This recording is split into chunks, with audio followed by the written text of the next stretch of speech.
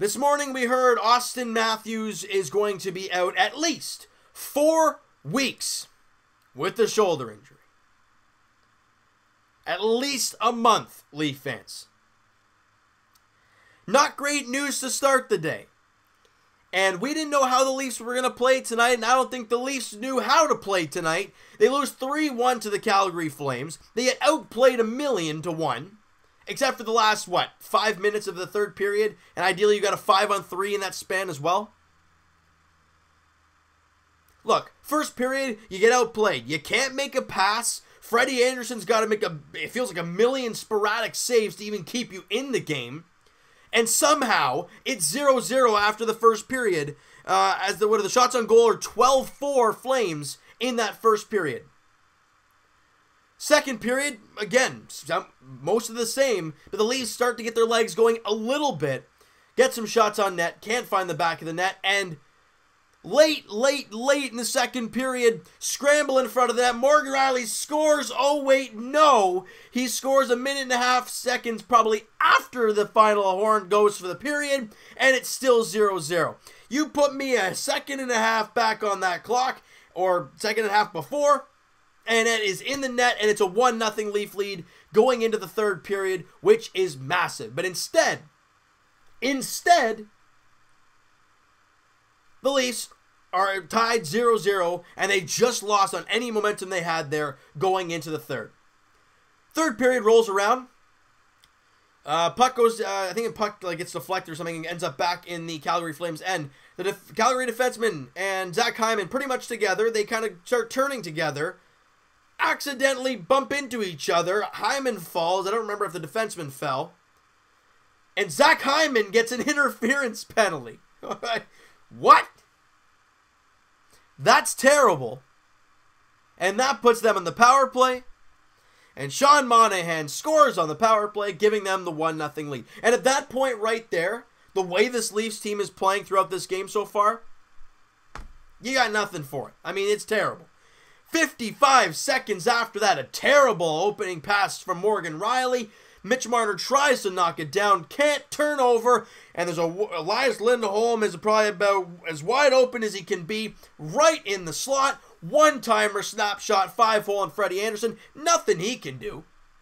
And it's 2-0. 55 seconds apart, and you're down 2-0. But hang on a second. Less than 5 minutes to play, Leafs get the power play. Then Mark Giordano gets a questionable interference penalty as he pushes Tavares into the net and the net comes off. I don't really know too much about that. Leafs get the 5-on-3 for 1:09, and we're like, ooh, they score on this 1:09. They'll still have a power play left, aiming to tie the game. They do score, however, it's probably about half a second to a second after the first power play expires, so both power plays are wiped. And it's back to 5-on-5 instead of scoring a second earlier and still having a minute of power play time. Oh, and by the way, before that first goal, the Leafs ring one off the post. Yeah, there's that as well. And then, with about, 3 minutes to go, actually, no, I think it was like 1.5 minutes to go, point shot comes. It hits the side of the net, but instantly we think it's the back of the net, and so does Zach Hyman. He's celebrating. The Scotiabank Arena's celebrating. The guy puts on the goal horn. We're all fired up. No, it hits the side of the net and lands on top of the back of the net. We all get fired up because we think we just tied the game, but it said nope. And then the Leafs lose 3-1. Did they play good? No. They really did not play well to the Leafs. And then when they had their opportunities, they couldn't do squat. Josh Leivo had a breakaway. Fanned on it completely. John Tavares had a partial break. Fanned on it completely. Crazy centering pass from Mozganoff to Connor Brown. Whiffs on it. All three shots could have gone into the net. 2 were breakaways. 1 was a wide open cage that he just whiffed on. And then you had the post, the goal that didn't count, and then the one in the second period. Look, the Leafs were just not meant to win this game. But man, did they look like they miss Auston Matthews in this game. The lines were all over the place. No one could make a crisp pass for their life. I would love to see the passing percentage in this game. It was terrible. It was horrific. Look, the Leafs have, I think, 2 days off before they play their next game. They don't play till Thursday, and they got Dallas at home. They got to use those 2 days to really start gaining some chemistry in those lines. And guys, the question arises now. With Matthews out long term, for the most part, you can say a month is long term. What does that mean for William Nylander? Does that give him a little bit of, I guess, a good side to, hey, you want me back that bad because you guys are needing me now. Pay me. I mean, ideally he wouldn't say that, but that's probably what the camp would say. I don't know. And guys, clock is ticking. December 1st is almost a month away. It's almost November, and he doesn't have a contract. Now, it was great hearing that news last week about it being close to being done, 48 to 72 hours, and a contract could be completed. It's been almost a week, and nothing's been done. So, I don't know, guys. What the heck's going to happen here? The Leafs are in a very interesting situation. They lost their arguably their best player in Auston Matthews.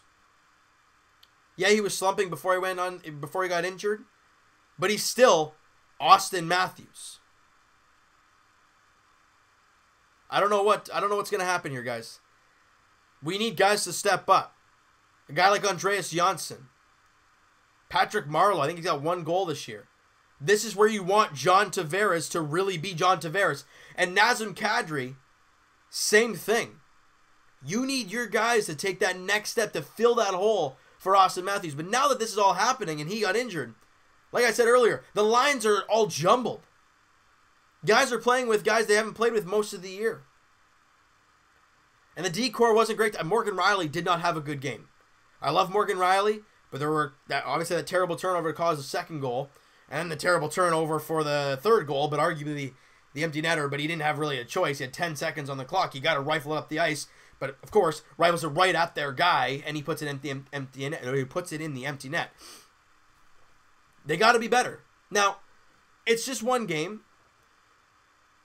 but this team has to learn how to play without Auston Matthews. Freddie Anderson, he's my guy in this game. He was great. 2 goals on 31 shots, a .939 save percentage. October Frederik Andersen is nowhere to be found. He's been great in the month of October. He's been great over the last little bit. I've loved what I've seen from him. I think he was fantastic tonight.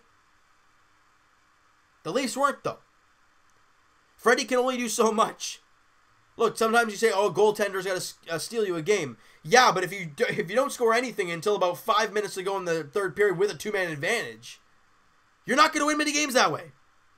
They got to be better against Dallas. All right? So you know what, guys? That is going to do it for this one. You guys enjoyed this video, and you guys hated this game as much as I did. Smack that like button. I do appreciate that. Hit the subscribe button if you guys have not already. Comment down below. What'd you guys think of the game?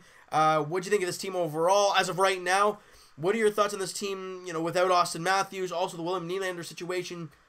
Do you think Nylander's got the leverage now with this whole situation happening with Auston Matthews? I don't know. It's up to you guys to debate that and go nuts in the comment section.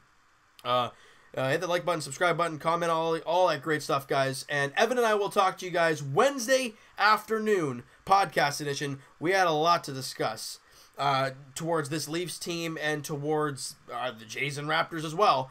A lot of things are going to be discussed on Wednesday, guys. Links are in the description for the podcast channel and for the podcast itself on iTunes. Twitter is also down below. Follow up, send me a DM, do all that great stuff. And I will talk to you guys. It'll be very shortly Raptors edition. They're getting whacked by the Milwaukee Bucks in the fourth quarter now. I don't know what the score is. I don't even want to look right now. They're down 15 after 3, so who the heck knows what's going to happen. And as for the Toronto Maple Leafs, guys, they take on the Dallas Stars at home on Thursday night, 7 o'clock puck drop. Ben Bishop, Frederik Andersen, the expected starters in that game. The Leafs look to get back in the win column and play a good game because they need it. We need it as fans to keep us sane. And we'll talk to you guys then, hoping for a good game and a W nonetheless by this team because they need it without Auston Matthews. We'll talk to you guys then.